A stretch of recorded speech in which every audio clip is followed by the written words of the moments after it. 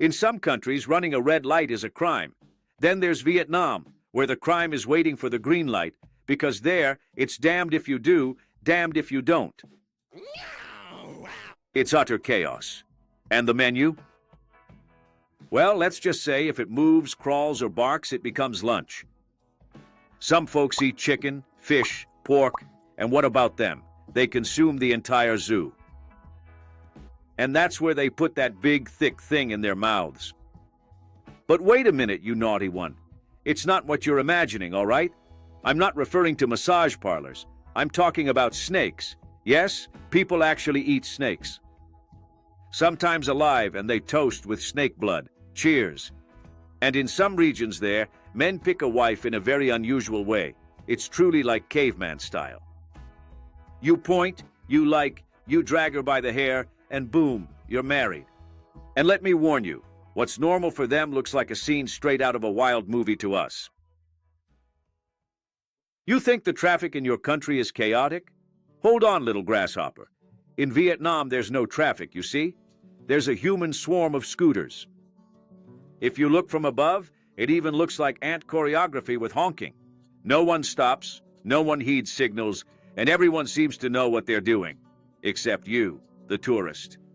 In Vietnam, crossing the street is an extreme sport, but I can share a simple secret with you. Make the sign of the cross, pretend death isn't real, and speed up. Stop, you die. Run, you die too.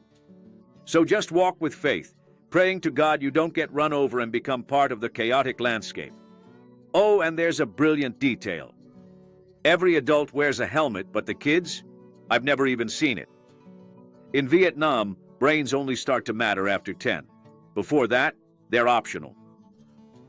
The dad is driving with a baby on his lap. The mom is holding a 20-kilo bag of rice, and the dog is balanced between them. And it's all good. It's what I call Asian-level logistics. The amusing thing is, no one's fighting. No one's honking out of anger. They honk to let you know they're still alive. It's like a hello and move aside. A symphony of urban survival. Initially, it seems like a living hell. After a while, you get into the rhythm and start to appreciate its beauty. It's the most organized chaos on the planet. And you know what's craziest? They're never in a rush. You'll never catch a Vietnamese person getting agitated in traffic. It's like everyone has just accepted their fate. If not today, then tomorrow. But I still want to honk and run a red light. What if I told you that in certain mountainous regions of Vietnam, there's a tradition called bride dragging? And no, it's not a romantic metaphor. It's literally what it sounds like. A guy sees a girl he fancies, then he takes her home. Boom, she's engaged. It almost looks like a scene straight out of a wild movie. This crazy idea comes from the Hmong tribe, who've lived in the mountains for centuries, keeping very old customs. And I mean really old. For them, the ritual means proving courage and showing intention. For us, it seems like a scene that feminists would adore. First, the guy gives the girl a gift, like a polite pre-kidnapping, you know? Days later, he comes with friends and takes her to his home. If her family rejects, she can return.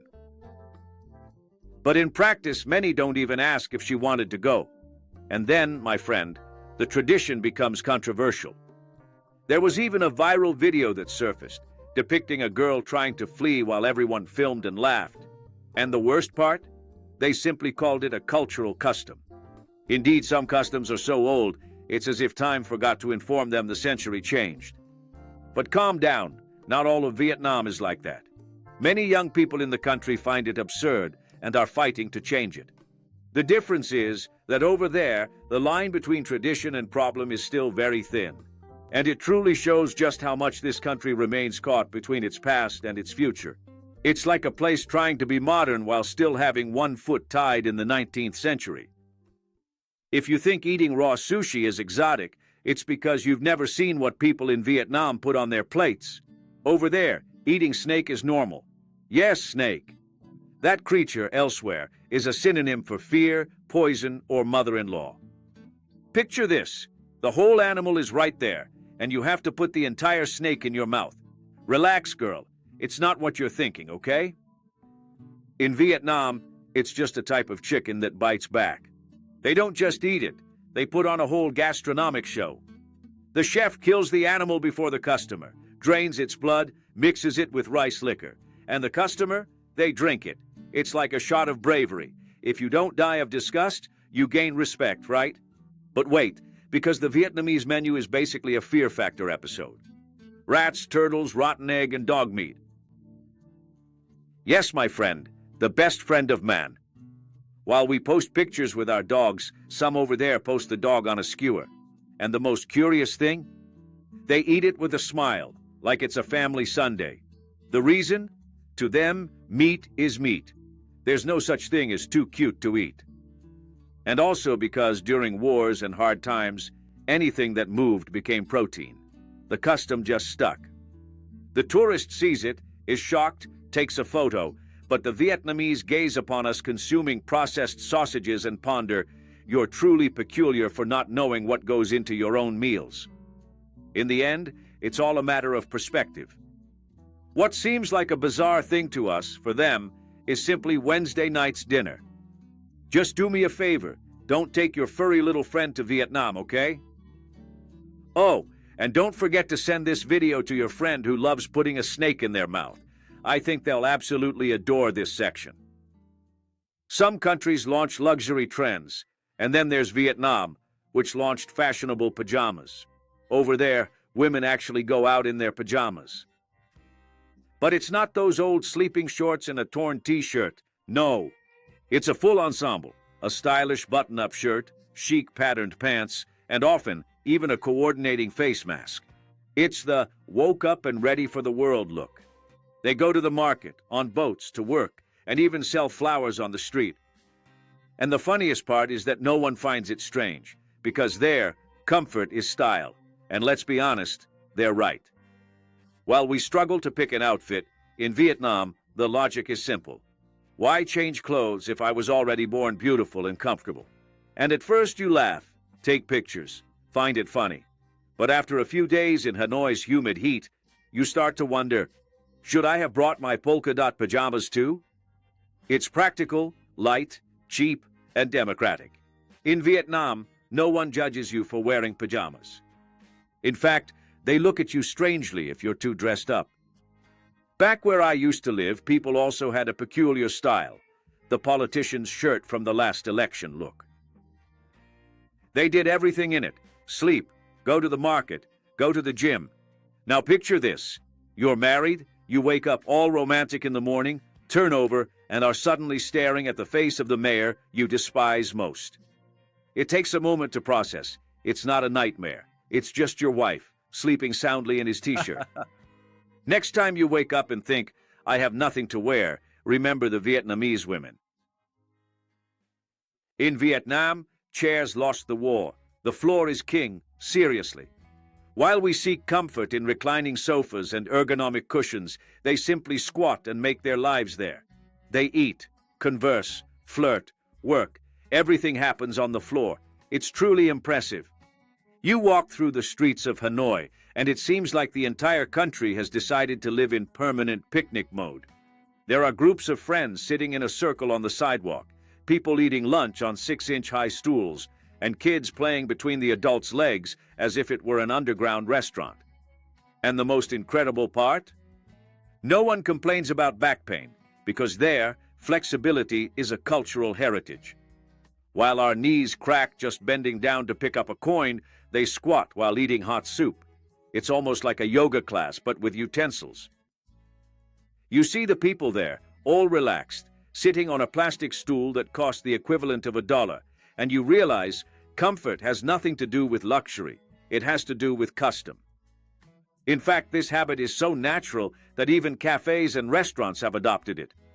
Many serve food directly on the floor or on mini tables, as if the concept of a normal chair was for snobs. And the coolest part is that this simplicity creates a community vibe.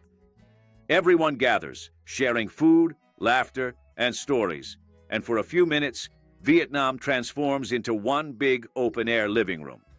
Perhaps that's why they appear so carefree. While the rest of the world rushes around, the Vietnamese literally sit down to truly live. Over there, spirituality and entertainment truly go hand in hand, literally. Imagine an amusement park with a giant Buddha statue right in the middle. On one side, people are praying. On the other, kids are screaming on a roller coaster. It's like the Vatican, but with a Ferris wheel and cotton candy. There in Ho Chi Minh, there's a park called Soi Tien, where this is totally normal. You can light an incense stick to ask for wisdom, and 2 minutes later, be spinning at 200 miles an hour with your hair in the wind. It's the perfect balance between karma and a loop-the-loop. And the wildest thing is, the place is decorated with sacred symbols. Dragons, phoenixes, turtles, monks, all lit up with neon. It's the kind of scene where you're left wondering if you're in a serene Buddhist temple or a wild episode of Power Rangers, Mystic Force. But for them, it's all good.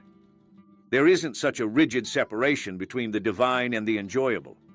Buddha is just there, all lit up, watching people have fun, and he must be thinking, if you're going to seek enlightenment, might as well do it on the Ferris wheel. And the park even has a crocodile farm, where you can buy a live baby croc as a souvenir. Because, of course, nothing says inner peace like taking a ferocious reptile home, right? In the end, this contrast between faith and fun truly reflects the Vietnamese spirit. They don't complicate life. If you can pray, laugh, and get soaked on a water slide all in the same day, then why not? While the rest of the world separates the sacred from the mundane, Vietnam puts everything together and sells tickets to it. Not all beauty comes easy, and in Vietnam, beauty truly boils. Vietnamese silk is famous worldwide, light, smooth, shiny, but getting to that result involves a process that is, let's say, not so delicate. The silkworm cocoons are put into hot water to release the thread. So fashion begins with a small genocide of cute critters. Imagine the caterpillar's drama. I'll become a butterfly. Plop! It turned into a Chanel scarf. Cruel? Depends on your perspective. To the Vietnamese, it's tradition, art, and the work of generations. To us, it seems like a National Geographic documentary with sad piano and a whispering narrator. Meanwhile, thousands of larvae give their lives for sustainable fashion. But the result is undeniable. These perfect fabrics, handmade with Buddhist patience and surgical-like precision. Each meter of silk tells the story of hundreds of small lives transformed into dresses, curtains, and premium profit. And what's most curious? There, no one views it as a weighty matter. They look at that thread shining in the sun and think, nature gave, we just transformed it. It's a very Vietnamese philosophy. Take the simple and turn it into something valuable. It could be silk, it could be food, or it could be their very way of living. Everything there is used, recycled, reinvented with a calm the world hasn't learned. Perhaps that's why Vietnam is so captivating, because amidst the scooter chaos, the colorful pajamas, and the neon-blinking Buddha, they managed to transform even a caterpillar into a lesson of beauty. Every country has its quirks, but Vietnam, my friend, seems to have signed up for the premium package plan. Now tell me, which of these oddities would you be brave enough to face? Just don't say you'd put the snake in your mouth, okay? Where I come from, that has a different name.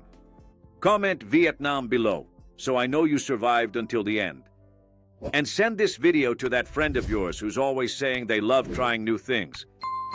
I want to see them cross a street in Hanoi without going crazy in traffic. Oh, and don't go anywhere. The video that's appearing on the screen now will impress you even more. So click it quickly before the algorithm sends you to another corner of Asia. Thanks everyone, and see you later.